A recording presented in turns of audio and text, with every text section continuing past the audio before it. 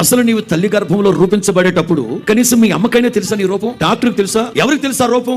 నీవు తల్లి గర్భంలో ఉన్నప్పుడు ఆ తల్లి ఎంత వేదన పడి ఉంటుంది. ఏదో తేలిగ్గా మాట్లాడడం చాలా సులభం. రాహేలు ఒరే నా ఉసురు తగులుద్దురా అని అనలేక, కన్న తల్లి నోట రాలేక దుఃఖపుత్రుడు అని ఒక ఆవిడ, వేదన పుత్రుడు అని, ఎందుకంటే నువ్వు పుట్టావు, నా ఆయుష్యం తీసుకున్నా, నా ఉసురు తీసావు కదా. అయినా తల్లి ఏమంటారు తెలుసా?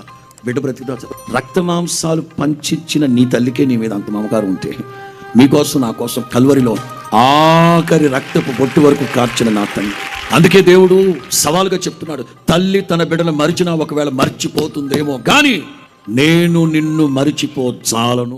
కలువరిలో నా పాపము పొంచి సిలువకు నిన్ను యాహుతి చేసి కలుషహరా కరుణించితివి.